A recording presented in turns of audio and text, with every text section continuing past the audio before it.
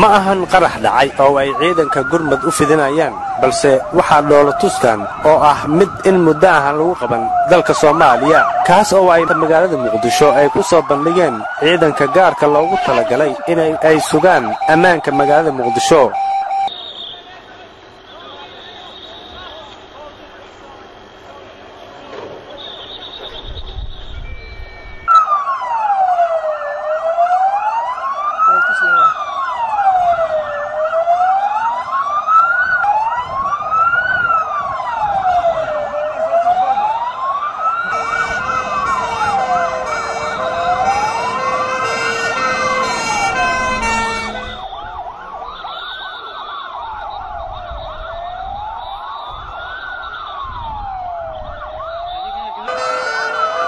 dhoolatuskan waxaa sidoo kale qayb ka ahaa ciidanka bilmadka ciidanka nabadgelyada wadooyinka ee taraafikada iyo talisyada qaybaha ciidanka booliska waxaana sidoo kale dhoolatuskaasi daawanayay wasiirka arrimaha gudaha iyo saraakiisha ciidanka booliska Soomaaliyeed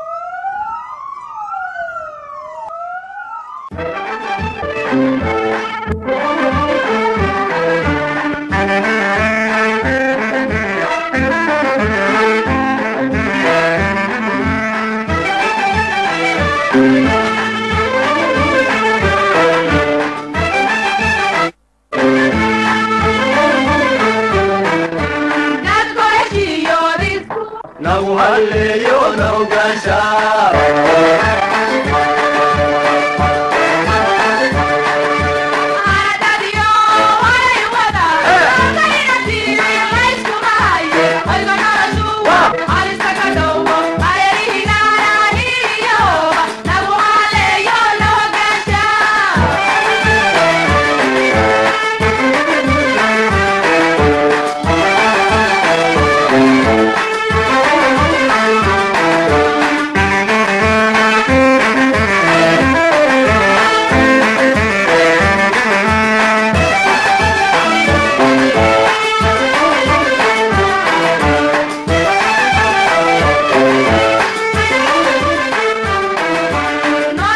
dhoolatuska kadib waxaa salaan sharaf uu ka qaatay taliyaha ciidanka booliska Soomaaliyeed Sareegaas Cabdixakiin Daahir Saacid cutubyo ka tirsan ciidanka birmadka isagoo aad ugu mahadnaqay dhoolatuska ay maanta soo bandhigeen waxaana ka warbixiyay dhoolatuska maanta waxa ay u gal lahaayeen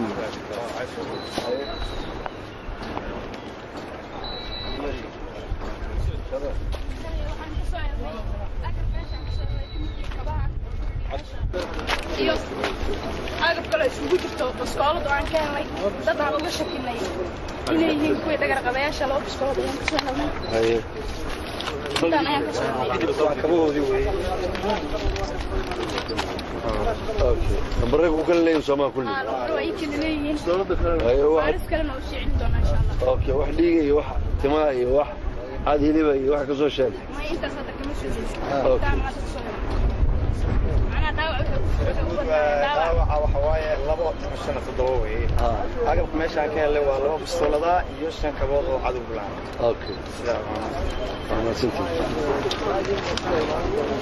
waxaan filayaa tabradan waa kuwii loogu talagalay horena aad qaar u soo qaadateen inta dambana lagu wajahayo qaabka loola tacaalayo nimanka nabadiidka iyo meelaha ay dhibaatada ka geystaan aad iyo aad baa u mahadsantihiin si wanaagsan oo biyo kama dhibcaana ayaad runtii u fuliseen howlgalkan waxaan rajaynaynaa howlgalkan inuu si joogtaa noqdo si practical aan ugu gudbino dadka ay ku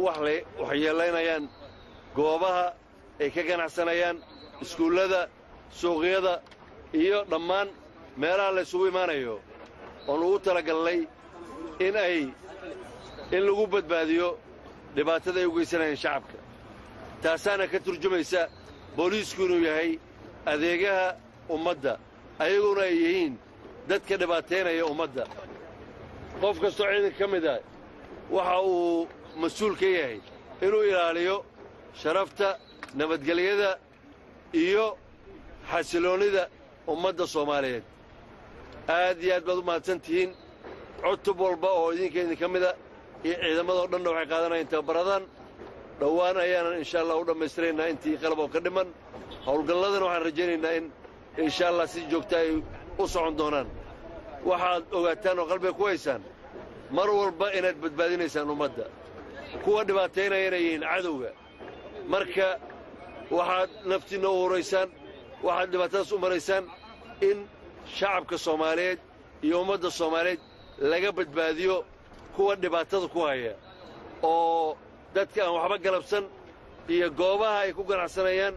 iyo goobaha shaqada iyo adeegga bulshada intaba dhibaatada ku haya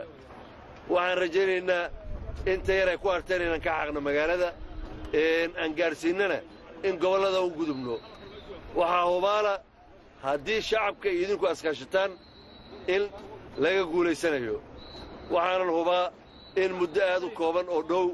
aan gaarsiin doonno in shacabka Soomaaliyeed ay walwalaan ku saxdaan taasaan ballan qaadaynaa nafteedan u horaynaa waqtigay oo dhan waxaan gelinaynaa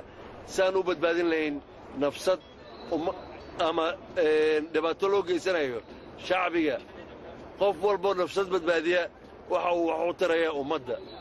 ayaguna waxay ka shaqaynayaan afrika ka saa dhibaatada loo geysanayo ummadda waxaan rajaynayaa shacabka Soomaaliyeed inay gacan ka geystaan wada shaqaynta booliiskuna waa adeegaha ummadda Soomaaliyeed qof idinkeeda ka mid yihiin waxa uu dhibaatadaas u maraya oo naftiisa u horaya in loo adeego loona shaqeeyo ummadda soomaaliyeed waana mahadsantihiin ciidankan haddaba howlgalladiisu waa bilowdeen si joogtaa ayayna u waxaysmi doonaan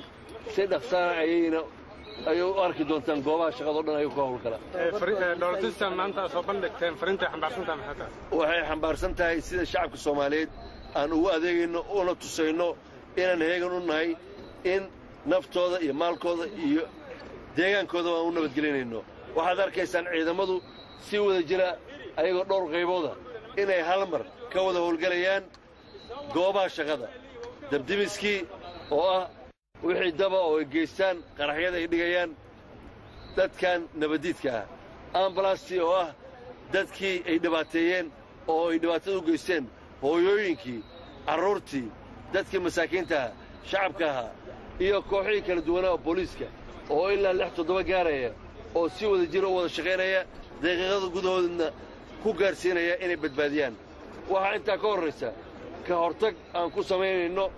meelaha aannu ku tuhunno inay soo galeen ka hortagga kadibna marka ay ficil sameeyaan sida loola tacaali lahaa waa sidaad indhihiinna ku aragteen waana mahadsantiin dalka dibaddiisa gudaha labadaba way ku qaateen laakiin gudahaan aad u sii badinaynaa tababarrada soomaalida oo dhanna waxaan rajaynaynaa inay u bataan dalka gudihiisa in lagu qaato ciidamada oo dhan baa qaadanaya shacabka laftooda ayaa ka qayb qaadanaya tababarradan oo gacan ka geysanaya shacabka waxaana rabnaa inay la shaqeeyaan booliiska gacan ka geystaan si ayagana looga badbaadiyo dhibaatadan cadowga uu maalin walba u geysanayo waana mahadsantiin